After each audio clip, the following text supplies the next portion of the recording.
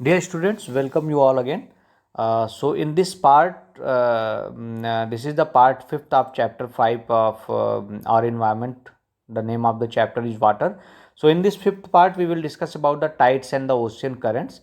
So what are the tides? The rhythmic rise and fall of ocean water twice in a day is called a tide.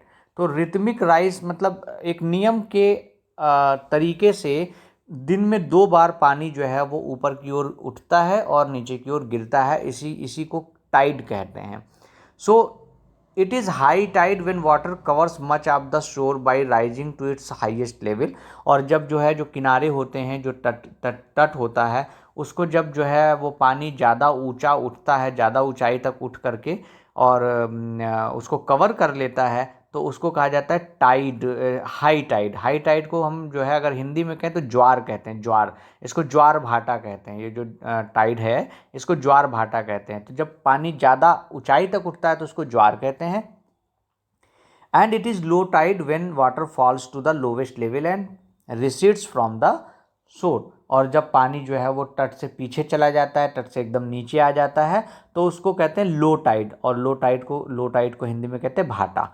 तो इसको ज्वार भाटा कहते हैं. यानी पानी का ऊपर की तरफ जाना और फिर नीचे की तरफ आना, यानी ऊपर उठना नीचे गिरने की जो प्रक्रिया है, दिस इज कॉल्ड टाइड्स. इसको कहते हैं ज्वार भाटा. The strong gravitational pull exerted by the sun and the moon on the earth's surface causes the tides. The water of the earth closer to the moon gets pulled under the influence of the moon's gravitational force and causes high tide. और सूर्य और चंद्रमा का जो है जो gravitational force है, किसकी सन की और जो है वो मून की. तो सन और मून के ग्रेविटेशनल फोर्स की वजह से ये होता है. तो जब जो है पानी जो है, जो पृथ्वी का जो पानी है, वो जब मून के ज़्यादा निकट होता है, तो उस समय जो है जो मून की जो ग्रेविटेशनल फोर्स है उसकी वजह से जल जो है वो ऊपर की ओर आकर्षित होता है. उसकी वजह से हाई टाइड्स आते हैं. और ये जो हाई टाइड्स आते हैं इनको जो है मून के ग्रेविटेशनल फोर्स की वजह से जो हाई टाइड्स आते हैं. सो ड्यूरिंग द फुल इनके हाई टाइड आते हैं. During the full moon and new moon days the sun, the moon and the earth are in the same line and the tides are the highest. These tides are called spring tides. Spring tides मतलब बृहत ज्वार. बृहत ज्वार मतलब जो है बड़े बड़े बड़े जो है वो टाइड्स जो होते हैं. But when the moon is in its first and last quarter, the ocean waters get drawn in diagonally opposite directions by the gravitational pull on the sun and the moon, resulting in the low tides. और जब जो है वो चांद अपने प्रथम और अंतिम चतुर्थांश यानी पहले 7 दिन और अंतिम जो है वो जो 7 दिन होते हैं, जब उस कैटेगरी में होता है, तो जो सन का और जो मून का ग्रेविटेशनल फोर्स है वो अपोजिट डायरेक्शन में काम करते हैं और इसकी वजह से जो है वो लो टाइड्स होते हैं. दिस इज कॉल्ड नीप टाइड्स. नीप टाइड्स और दूसरा क्या था, स्प्रिंग टाइड्स. तो ये आपको याद रखना है कि spring tides are high tide and neap tides are low tides. High tides help in navigation. They arises the water level close to the source. This help in the ship's water to arrive at the harbor more easily. The high tides also help in the fishing. Many more fish come closer to the shore during the high tide. This enables fishermen to get a plentiful catch. The rise and fall of the water due to tides is being used to generate electricity in some places.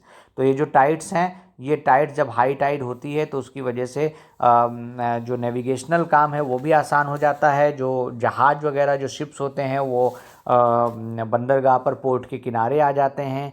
मछली पकड़ने का काम आसान हो जाता है और कई सारी जगह पर ये जो टाइड्स ऊपर नीचे होती हैं इसकी वजह से बिजली का जनरेशन भी यानी इलेक्ट्रिसिटी का जनरेशन भी होता है. आप ये देख सकते हैं, इसको नीप टाइड के लिए बताया गया है और ये स्प्रिंग टाइड के लिए बताया गया है. नेक्स्ट हमारा जो टॉपिक है वो है ocean current. So ocean current क्या है? Ocean currents are streams of water flowing constantly on the ocean surface in definite direction.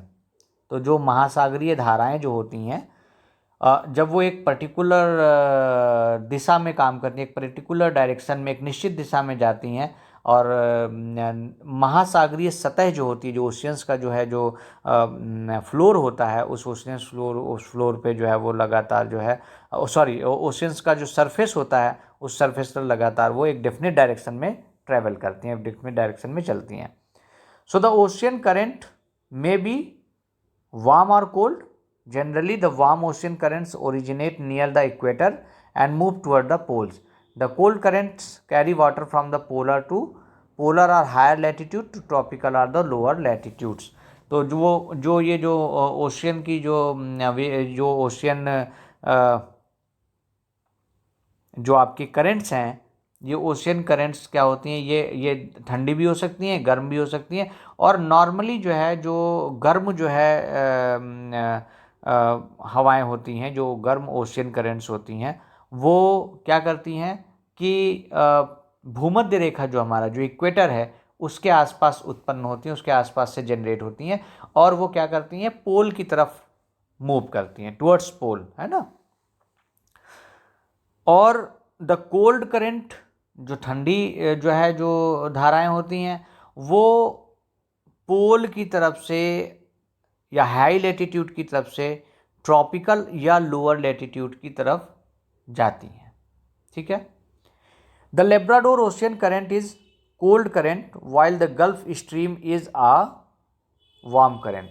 Labrador ocean की अगर हम बात करें तो करंट कैसा है, कोल्ड करंट है। गल्फ स्ट्रीम की अगर हम बात करें तो ये कैसा है, वार्म करंट है। So the ocean current influences the temperature condition of the area. Warm current bring about warm temperature over land surface. The area where the warm and the cold current meets provide the best fishing grounds of the world.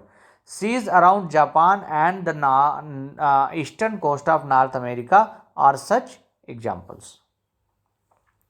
The areas where a warm and the cold current meet also experience foggy weather, making it difficult for navigation. और ऐसा स्थान जहाँ पर जो है वो warm currents और cold current दोनों मिलते हैं, वो जगह फॉगी हो जाती है, और उस जगह पर जो है नेविगेशन कर पाना जो है वो बहुत मुश्किल हो जाता है। नेविगेशन करने का मतलब जैसे कोहरा जिसको कहते हैं, तो कोहरे की स्थिति आ जाती है, और कोहरे में जो है वो नौ संचालन जो है, नेविगेशन जो है वो बहुत मुश्किल। नेविगेशन मतलब रास्ता ढूंढ पाना, निकालना, मूवमेंट करना, ये जो है वो मुश्किल हो जाता है। तो ये जो है this is all about ocean currents, and there is a now one activity is given. So fill 3/4 of a bucket with tap water, heat the water by putting an immersion rod on the side of the bucket. On the other side, introduce an ice tray just removed from the freezer. Add a drop of red ink to observe the path of the current by the process of convection. ठीक है, तो इसमें दिया हुआ है कि आप इस तरीके से कैसे करेंट्स को फाइंड आउट करेंगे। आप एक तरफ पानी ले लीजिए और उस पानी में एक तरफ आप इमर्शन रॉड लगा के उसको जो है वो गर्म करिए, और दूसरी तरफ फ्रिज से निकाली हुई बर्फ़ डाल दीजिए, तो और लाल जो है वो कलर का आप एक ड्रॉप डाल दीजिए उसमें, तो आपको ये पता चलेगा कि जो है जो मोमेंट है वो किस तरीके से हो रहा है। So thank you for today, and आप इसके पांचों पार्ट आप देखेंगे तो आपको पूरा चैप्टर क्लियरली समझ में आ जाएगा। Thank you.